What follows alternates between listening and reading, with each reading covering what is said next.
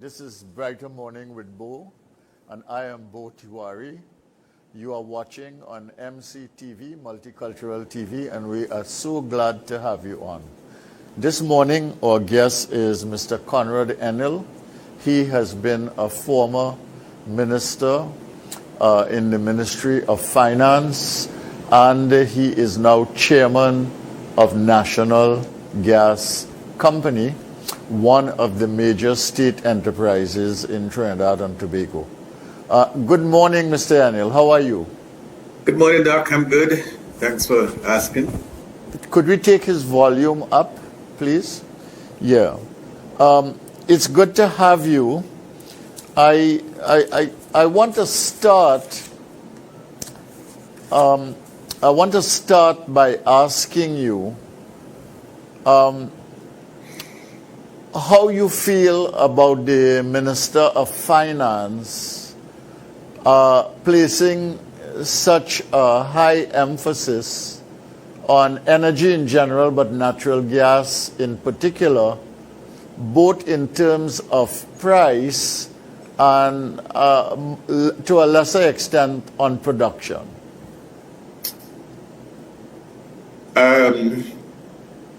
There has been a lot of commentary as to what the price is, what the issues are. I think that from where I sit, and on the basis of what we see, both the price and the expectations from the energy sector are what they are.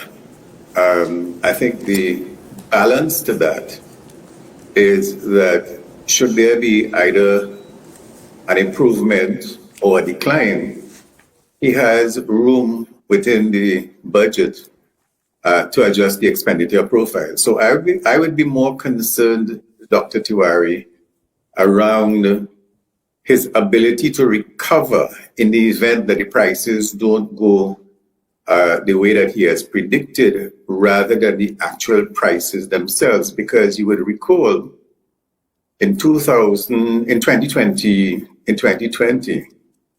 we had prices moving from 60 to 9 to 40 to 54, so that the commodity price market is based on a number of things that we cannot foretell, including COVID and the response of COVID. This is an uncertainty. So in a lot of instances, I think that he uses the figure that he has been advised by the international agencies that is most likely. And I think that's an appropriate position, because it means that you have a benchmark and you have a position that if their numbers change, by the time he gets to the mid-year review, he would have to change as well and report that he's either exceeded or he has not exceeded. That's on that side. There are issues, though, in the energy sector that, depending on what those negotiations do, in the context of decisions made, the longer-term energy prospects will either be better or worse. For example, the world has moved and is transitioning. But before I do that, so let me get back and answer your question directly. I have no difficulty with either the price or the expectations that he has in terms of the energy sector. In fact, when I look at the results of NGC for the period ending August, it is much different to what it was in 2020. And we're very optimistic that given what we see, there would be some recovery of prices. And therefore, I think that the contribution that companies would make in the energy sector to the government's revenue will be better than 2020. Okay, you were pursuing something, you were going to say something, and then you went back to kind of address my question directly. You want to finish that thought that you were on? Only to say that the energy sector is in transition because the world is in transition. And our energy sector is made up of multinationals. And of course, we have a small stake through the NGC and through the oil companies that the government has some stake in. So to a very large extent, the revenues that we are going to get from the energy sector is based on the decisions that are being made by the multinationals globally. We are working through as a country what that means to us in the context of a future energy profile. You will recall, for example, that some time ago we had this issue with NGC investing in Train 1, and a lot of conversations around whether it was waste, whether it was this, whether it was that. The context within which that has to be understood is that Trinidad and Tobago in the energy space for some time have been trying to get a little bit more from what it has, because that's one of the other things that we have to do. We have to get more from what we currently have. And if we have a situation where in the ownership structure of the Atlantic configuration, we have 10% in Train 1, 11% in Train 4, nothing in Train 2 and Train 3. And if that is going to reconfigure itself, you really have to reconfigure it in such a way that when you come to the table with a negotiated position, you have something to negotiate about. So as we speak today, insofar as those negotiations are concerned, Trinidad and Tobago can proudly say that we have an interest of 21% that needs to be negotiated going forward. That is where we are today. Consider, for example, if we were in a position where we were saying, well, we do not now have a 10% in an entity, and therefore really and truly going forward, we were looking at an 11% ownership structure. That creates a significant weakness for the country. And what we need to understand is that ownership gives us dividends, it gives us the ability to understand the business, and it also gives us revenue from the business itself. So that all of that is taking place in the context of transitioning from oil and gas into renewables. Now, the international energy agencies, which is where we get some of our energy information from, suggest to us that while the world is transitioning, between now and 2060, gas will continue to be required, either in quantities that we currently have or in greater quantities, because the transition mechanism requires a lot of investment, a lot of change, and it requires scale for it to be economic. And those conditions are now not present. They're simply not present. Let me give you an example. Yesterday, the minister determined that Trinidad and Tobago will get involved in electric vehicles. Well, 15 years ago, a similar minister at a particular point in time said that we should move to CNG. 15 years later, we've reached, 5,000, 6,000 vehicles. We have an infrastructure in place, and the conditions are not yet economic, or the economic conditions are not yet where the majority of the population see that as a benefit. However, it is coming. Once you regularize or you move the subsidy on the current petroleum products and you go to market price, you're going to find a situation where the price of transportation on an individual basis is going to increase. I, as an individual that own a vehicle that currently takes the petroleum that is going to be more costly, have two choices. I can go and invest in an electric vehicle, which costs will be at the beginning of the cycle, or I could consider converting my vehicle into CNG and run it for the next 10 years or 5 years of its useful life. Those are choices that are going to be available, and those are choices that are going to be made on the basis of where people are in the economic hierarchy.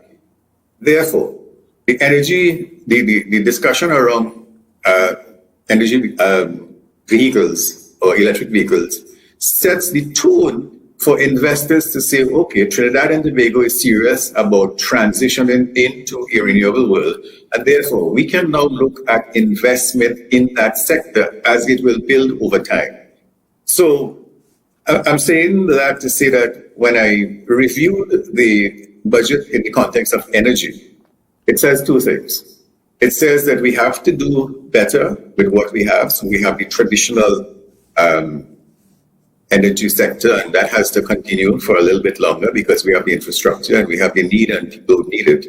But we also have to be looking at what the rest of the world is saying to us. We have to be looking at energy efficiency. We have to be looking at sustainability. We have to be looking at the development goals. And it is in that context that the energy sector has changed, is changing, will change. And those are the challenges that the country faces as it moves forward.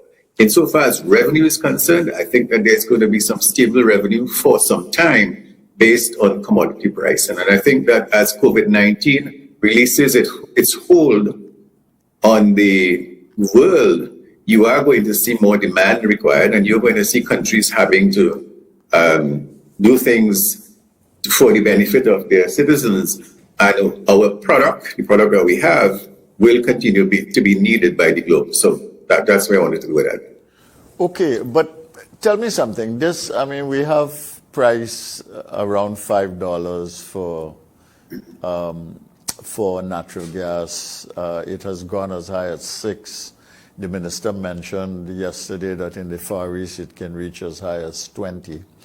Yeah. What does that mean for NGC in terms of its purchase of gas from the producers? Does it give you a decent margin now? So at those prices, you're not going to lose money, but understand that you can do what we've always done, which is look for markets and actually trade product. So notwithstanding that the price that he's using, I think, is Henry Hub, there are 4 or 5 other global prices in 4 or 5 different markets, and we have access to it. So, for example, NGC is involved in all the markets because we actually trade. So it means that we can take a shipment and actually put it in Asia and get the Asian price rather than the US price. It's basically what we do on the market and who we partner with and those relationships. So prices generally work for us because we look for where the best price is and we put the product and we basically make money on that. And this is something that NGC is trying to do more of now. You've been doing this for a little while, no? Well, one of the things that I think we've tried to say is that NGC started as a pipeline country, and a lot of people understand its role as an aggregator. But the company has found that over time, that is not where it gets its value. It gets its value from being what we call an integrated energy company. That is to say, operating throughout the entire value chain. So NGC today owns products, so it's in the upstream.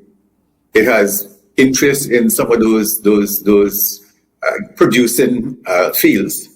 It's in the midstream, it's in transportation, but it is also in the market. And in the market is where we understand the business insofar as adding value is concerned. Yes, so we've been in that business and we have cargoes that we sell on an ongoing basis, and we've been there for a little while now. Okay. Now, tell me something. Let's get to this Train 1 issue, which has been an issue of tremendous controversy. You have indicated the amount that you own in that Train 1, which is 10%. Sure. And you have indicated, of course, that we also have 11% in Train 4. So we need to, for the purpose of this immediate conversation, we're going to zero in on Train 1. Here you are, you have 10% in Train 1. The bigger players the Chinese also have 10%. 10%, yeah. Mm-hmm. And the bigger players have 40% each. And yet you made, that's to say NGC made a significant investment in Train 1, and it did not turn out well. Now, explain the investment decision, explain what happened, that it did not turn out well, and then we will see where the conversation goes from there. Okay. So when we sat down in about November, December, what we saw is that the NGC in 2020 was facing a $2 billion loss. Second time in its history. I think it lost money in 85 and it was looking at 20. We also found ourselves in a situation where each player, each downstreamer, each company was saying to us, well, we want a lower price because we cannot use this price that you have because it's just not economical. So what we intend to do is, unless your price is reduced or the market changes, we are going to put our plant into maintenance mode. The NGC has a contract with the upstreamers which says they will supply and we must pay. What we do with it is not their business, but we have to pay. And the way we have mitigated the risk that is associated with that is that we try to do back-to-back contracts. So imagine in December, a situation where we are looking at 2021 this year, and we are seeing a situation where we have gas, we have to buy the gas, and the downstreamers, who are the individuals that we service, are saying to us, we are not prepared to take it at that price. All right? Just around December, Atlantic came to us and said, as a 10% shareholder, you are obligated to participate in the maintenance of the Train 1. We said, okay, our 10% is, I think, 9 or 10 million US. No problem. We are committed to that. We are budgeted for that. We understand that. Meanwhile, the other shareholders in the process also contributed as well to the maintenance? No, they have an obligation to contribute. They did not? No, they did not. How you explain that? They did not have a business case for it. They said, we have no gas for Train 1. And therefore, since we have no gas for Train 1, contractually, we are unable to get investment approval for the train to be operational. So the issue for them is that they had gas for 2, 3, and 4, but they had no gas for 1. Yes. NGC. So there was no contractual obligation on the part of the other players, owners of the Train 1, to contribute to this maintenance? Yes, there's a contractual arrangement, but if you do not have the if you do not have the business case for it, you can argue that you're not doing it, as some have done right now, and therefore there's no, you will manage that afterwards in the context of how you deal with those issues going forward. Okay. But that's an issue that is being discussed right now. All right. But okay. but having said that, there was another challenge. The other challenge was that this decision had to be made within a week, a very short time frame, because it meant that if that opportunity did not, if you didn't take the opportunity at that point in time, the next opportunity you had was in November of this year. So it meant that if you did not have the train ready from a maintenance point of view, you couldn't use it until November. In looking at that situation, and in looking at a situation where we had gas, we asked whether or not it was possible to put that gas through Train 1 and sell it on the LNG market, and we worked the numbers. And I think when we worked the numbers, we agreed that in order to do that, it will cost us, I think, $500 million. But at the same time, we would do two things. We would be able to make a margin on the gas that we had, and therefore we would have the possibility of earning revenue, rather than having a situation where if you have nowhere to put your gas, it is total losses. So what we were looking at is the cost of gas being a total loss, rather than having a place to put this gas in circumstances where the downstream sector was saying that on the basis of your price, we couldn't afford it. That was not the case on the other side of the market. On the LNG side, we saw two opportunities. We saw an opportunity in the Caribbean where on the basis of LNG prices, we would have made a small profit. And on the basis of other prices around the place, we could have made a little different profit. So we took the position that we had a case to invest in the difference between our contribution and the contribution by the other owners, if they would agree, because recognize that we couldn't do this unless they agreed. Okay. So there was an agreement that NGC would do the investing, although they would pass, and that there would be further discussions to offset this investment. There would be further discussions, but the discussions were not something that the NGC was involved in. The discussions were with the shareholder, which is the government. That's the government, yes. Yes. So this nexus between the government and the person of, I would say, the Minister of Energy, who would be... And the corporation sole. Yeah. And corporation sole, that would be basically the shareholder, was understood to be ongoing beyond this particular investment. Correct. And it is still ongoing as we speak. All right. Which raises the second issue. We felt as a board that because this particular decision around the future of the trade was not with us, should it not go positively, no future authority should be able to come and hold us accountable for that decision. And therefore we said to the government, we are prepared to look at this on the understanding that you would ensure that we are not held accountable for a decision that we have no control over in this particular case. There are two things. One, if we have to move if we have to change the basis of the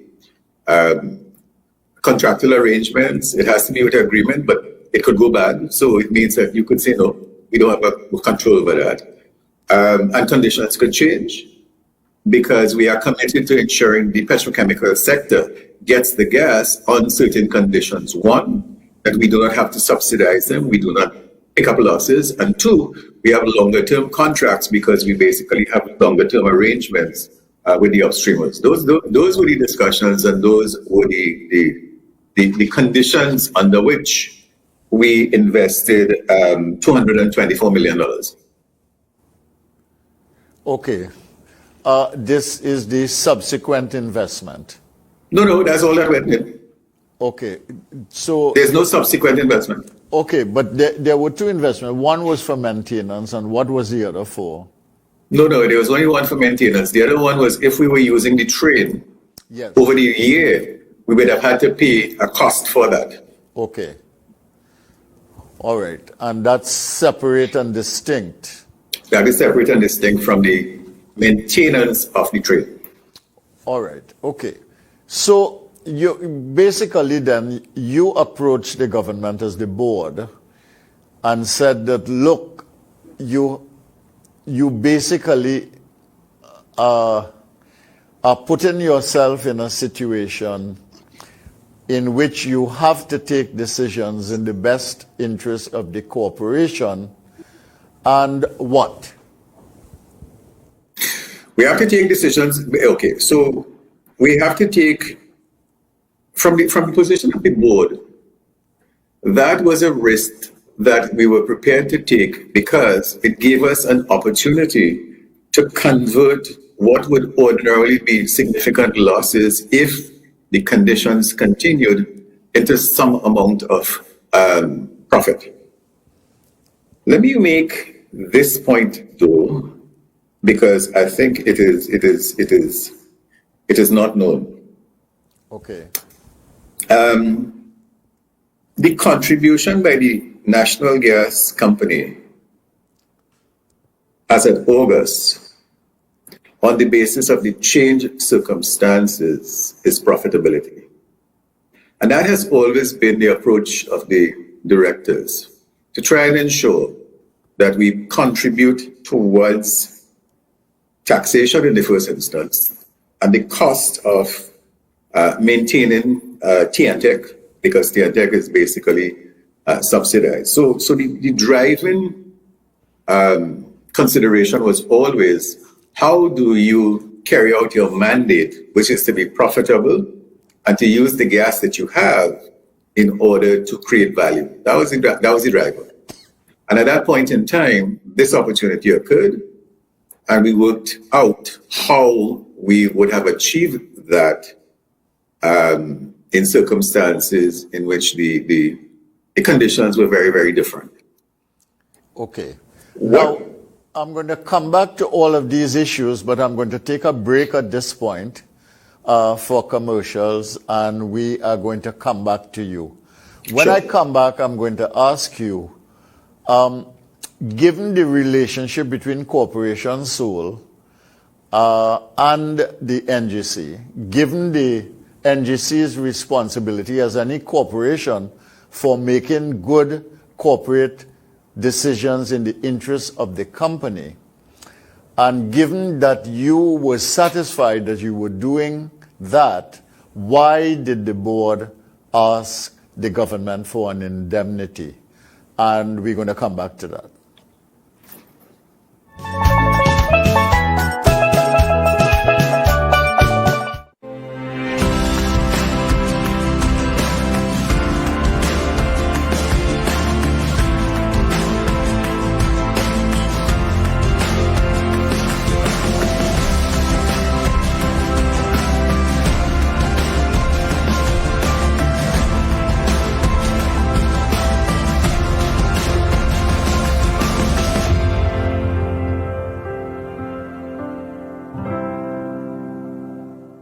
Welcome to Lifetime Solutions, where you can trust your roof to us. Our services include custom fabrication, steel framing, roofing installation, on-site roll forming, roofing maintenance and services. Call 223-ROOF or 223-7663 for a quote today, or visit our website www.lifetimesolutionstt.com. Lifetime Solutions. You can trust your roof to us. Call 223-ROOF or 223-7663 for a quote today, or visit our website www.lifetimesolutionstt.com. You did the right thing. So now we're giving you things. Republic Bank thanks you and wants to reward you for getting vaxxed. Win $5,000 in prizes every week, plus one of 2 cars in December. You took care of your health, and now we're taking care of you. $5,000 and a chance to win a car. See press and log on to republictt.com for details. Mangalese Trading Company Limited. Specialist in PVC ceiling, gypsum ceiling, suspended ceilings, medallions, lights, metal framings, and SPCS flooring, known as vinyl plank. Now introducing Mangalese Foods, wholesale and retail, distributor of the family brand of food items. Our range of products include rice, sugar, chickpeas, split peas, and soybean oil. Mangalese Foods deliver exceptional products. We offer timely and efficient service. We are located at 9 Francis Lala Road, Charlieville, Chaguanas. Contact us at 672-9889, 740-5569, or 336-4373. Mangalese Trading Company Limited. Your house is more than just a home. It's the new normal. It's your place of work, your kids' school, and even your gym. It's where you and your family spend most of your time. With over 43 years in the building service industry, let Magic Mist Services Limited take care of your home cleaning and maintenance needs. From ceiling to floor, interior and exterior, allowing you to focus on what matters most to you. Give us a call. Magic Mist Services Limited, your total facilities management solutions provider.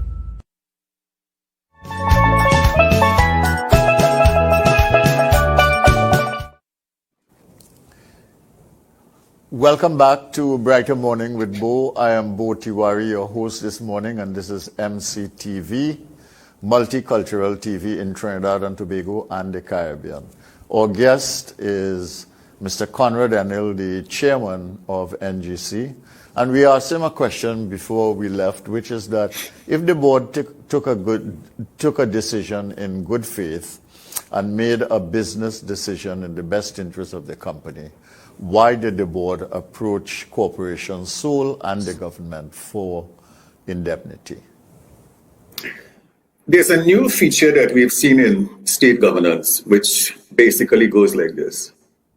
When a government changes, there's a new feature where the other government that comes in basically decides that they don't like a particular decision. And therefore they go after directors, saying to the directors that, you have to defend those decisions.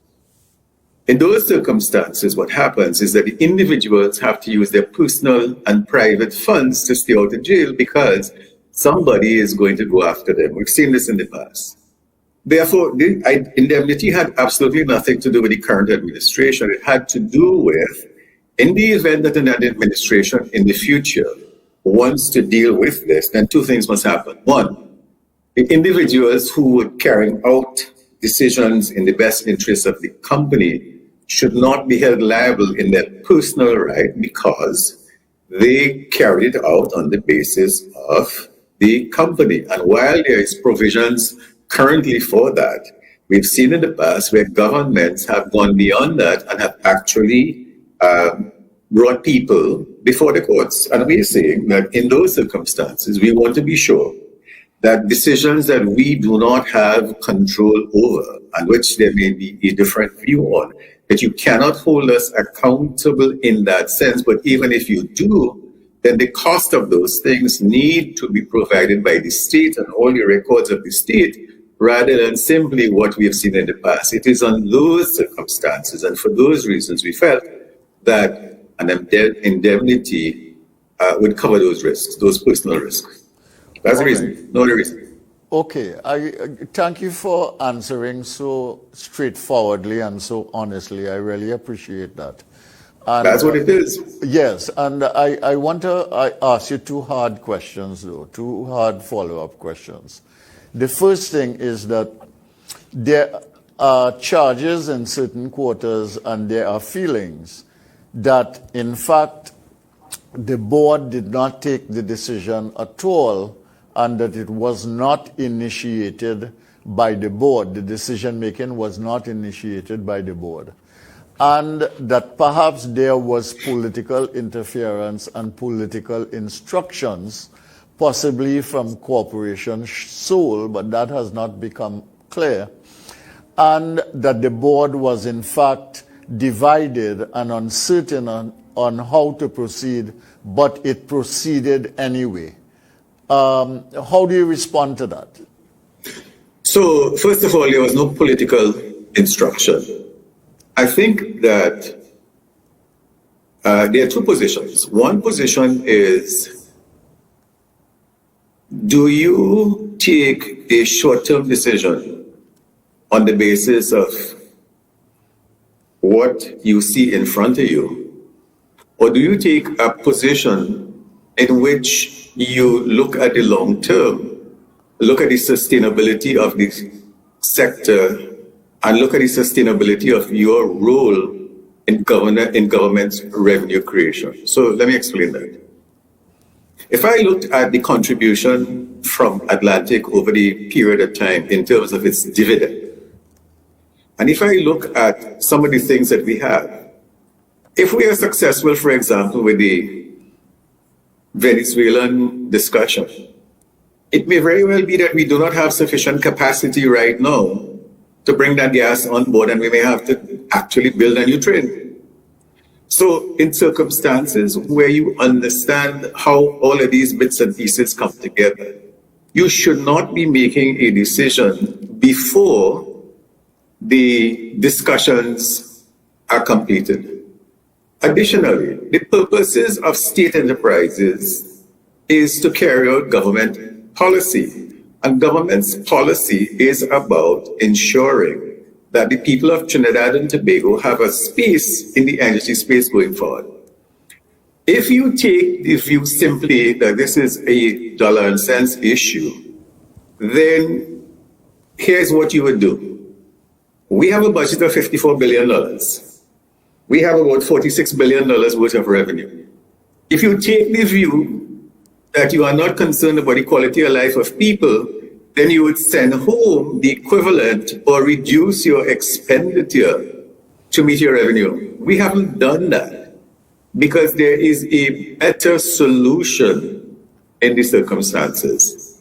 So first of all, there was no political interference. There was a situation where you looked at it, you looked at your assets. We own 10% of the entity, so it's not something that we were doing outside of that. We had product, and we had a mechanism to turn that product into profitability. But we had to ensure that the government would have agreed with the position that we were taking because it was basically fraught with some risk. It was also about the government having to take certain positions, one of which was negotiating, the second one of which was changing some policy directions. And all of those were insofar as getting agreement with the government is concerned. So it had to be negotiated with the government from a regulatory point of view. How we would do that, is that possible, and why we would do that. And those were the conversations. Go ahead. Those are the conversations. Do you think that there is something wrong with the political culture that you would have as a board to seek indemnity at this time, given that what you are saying from your point of view is that you made the right business decision, you made the right corporate decision, and you made that decision in keeping with your mandate as a corporation, as a company, as a gas middle entity between the producers and the various stakeholders, not only here, but globally, and your main stakeholder, who are really the citizens of Trinidad and Tobago. Do you think that there's something wrong with the political culture that makes the seeking of an indemnity necessary? Because you are saying that it really is political protection that you are seeking. Yes, there is something wrong with the political culture. Elaborate on that a little bit. I have said time and time again that the energy sector is too important for it to be brought into the political dimension. And the reason for that is because energy is a 50-year horizon type activity. Just to be clear, for example, look at the kinds of investment that we are making. I was looking this morning to see the cost of gas that the NGC would have had to purchase between January and August. And the reason I was looking at that was to see if we didn't have an alternative, what would have been the possible losses. Let us assume that the conditions that existed in 2020 and understand that gas prices follow oil prices, where it's at 50, then it went to 9, then people were paying you to take inventory. Let us assume that those conditions occurred. Then the risk that we were facing was a loss of about $900 million per month in gas purchase. So when you understand that that's the level of risk that you have, and the implications for that in terms of the things that we are doing, you have to decide what's in the best interest of the people of Trinidad and Tobago. And in that context, therefore, you cannot take a document that I wrote. You haven't asked me about any of the conditions relative to it. And even when I explain it, you say to me, I don't agree with you. This transaction and the deliberations of the board is the longest that we have spent as a group. I think that we spent more than 18 hours in the deliberations because we convened, we stopped. When we didn't have information, we went for it. When we had to consult, we went to consult. Actually, I think we made the decision at 2 o'clock in the morning because even when we made the decision, we had to go and negotiate with the shareholders so that they could agree. And they are global players. So the Chinese had to go to China, the others had to go. So we were dealing with an environment that has absolutely nothing to do with local conditions. And therefore, when you understand that that is what you are dealing with, and you are dealing with those situations, and there are a lot of moving parts, you really and truly cannot interfere with the trajectory. We are talking now about the next 30 years of Trinidad and Tobago's entry into energy. We are talking transition. We are talking reserves. We are talking depletion at this point in time. We are looking at replacement requirements. We are looking at carbon capture. We are looking at transition into green energy to look at energy efficiency. We are looking at solar. All of those things that you are looking at, that requires your attention, and yet you have to worry about somebody who would basically say that you are gambling, that you are scandalous, and those things are so very much not the truth. Yeah. One of the challenges that we face, Dr. Tiwari, is it really worth it? At the end of the day, all you're trying to do is to do the best for those who have asked you, and then you find that your reputation goes, your this goes, your that goes, and unfortunately, the individuals who are involved don't need this. If you look at our board, for example, and you look at the technical competence, they are all individuals who are specialists in their particular fields, developed over years. Some of them teach doctors about the subject matter. How is that this board of individuals who you have selected for this particular purpose because of specialized skills, how all of a sudden they have lost all their independence and they've lost all their sense and we make foolish decisions to put them at risk? That makes no sense. But that's what we deal with. All right. I'm going to ask you three quick questions, and I want a yes or no answer, and it's based on what we have discussed so far. The board of NGC took a business decision to the best of its knowledge that was in the best long-term interest of the company and of its interest in Atlantic Train 1. Yes or no? Yes. All right. Secondly, there was no political interference in the board's decision-making in this matter. Yes or no? No. What happened? Go ahead. What happened is that we were sent back on about 3 or 4 occasions to look at the risk as it relates to gas supply, as it relates to price, and as it relates to what we consider to have been the best case. We were sent back 3 or 4 times. But this is a relationship between Corporation Seoul and the corporation, that's to say NGC. Correct. Because one is policy making and the other one is decision making for execution. Correct. As a middleman in the gas industry representing the state and the citizens. Okay, so I want to ask you the question again. And this is a deliberate question to get a deliberate answer because of the controversy. And that is, was there any political interference in the decision making of the board in its business decisions with regard to Atlantic LNG? No. Yes.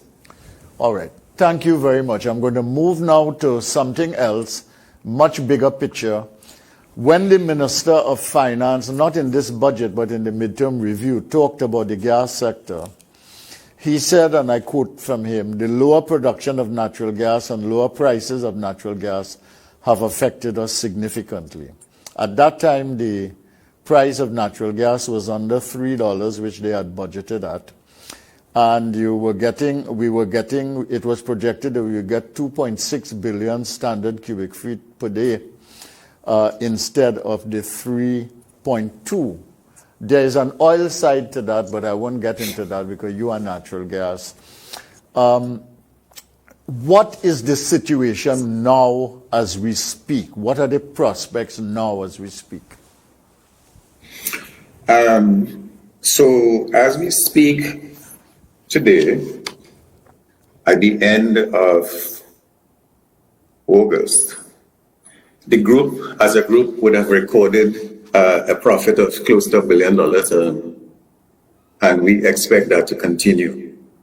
And this does not include, for example, our payments for taxes, which I think is about, all right, so the 992, which is the number that we've looked at, does not include payments for taxes that we would have provided for, which was about another $800 million, and support for TNTech, which I think was another $500 million. So in a real sense, where we are today as a company is that we are a contributor, both in terms of profitability, in terms of taxation, and in terms of continuing with the things that we have grown accustomed to in the past. Does it mean we do not have challenges? Of course not. We have challenges. But as we speak today, we've been able to manage the group in such a way that we have stabilized it. And we think that if the prices continue as it is, and if the discussions go as it is, we expect that we would at least be able to hold on to what we would have achieved, and at least we will be able to make some contribution positively in the next year or two. What happens beyond that is a little bit too early to talk about, because there are so many parts that we have not concluded on as yet, but the next year or so, I think we would be able to hold the center. All right. I will not probe it, but I want to mention some of those parts, and you can comment on it, and we will close on that basis. We don't have to probe any of the issue. There are the two gas fields in Venezuela, which prospect depends on resolution to a certain degree of political and economic issues in Venezuela, and the ability of Trinidad and Tobago and its partners like Shell to negotiate properly with the Venezuelans or based on previous negotiations, to capitalize on the potential for gas in Trinidad and Tobago. And that involves the Dragon field, which is easier in the sense that you have a private sector partner there, Shell, and more than that, you have arrangements which will allow you to take our portion of the gas. And secondly, the Manatee field, which is much more complex and state-owned, but that remains a prospect.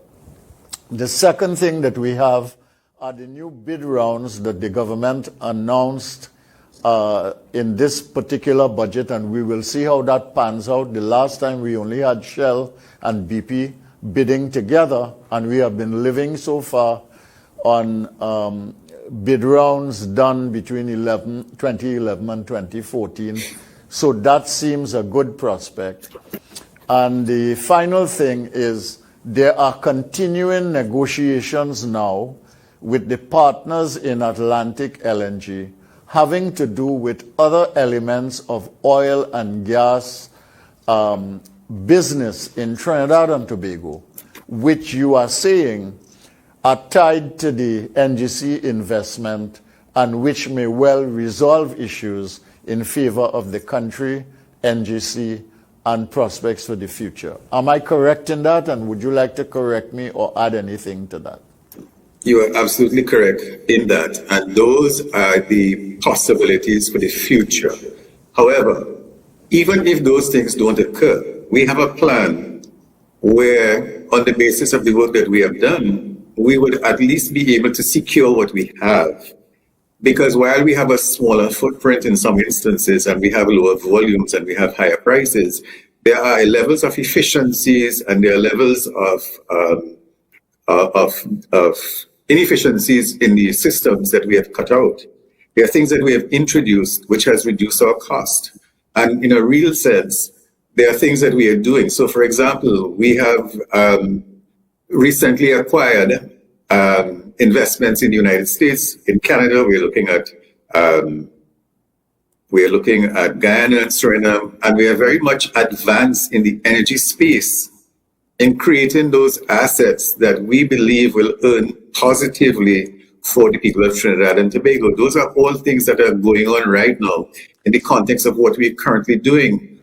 We've just received some resources from Ghana because we did some work there and they've paid us for it. So in addition to those issues, which has to do with the creation of more gas and more bigger footprint and those kind of things, so which is ongoing, which the government is in charge of. And natural gas remains a significant product because it is clean energy and the prospects for the future are good, and NGC's future with it is also good. I would say without doubt that that is a very accurate reflection of the current situation. What makes it difficult, though, is when you get sidetracked and when you have to spend a lot of time correcting things that really take away from the work that you need to do. So, that's all I'd say. All right, we close on that note, which is positive, and we thank you very much, Mr. Conrad Enill, Chairman of NGC, National Gas Company of Trinidad and Tobago, for this collaboration and discussion and conversation, because we could not have had this conversation without your willingness to engage. Thank you very, very much. Thank you for inviting me, and I'll come again. All right, very good. Thanks.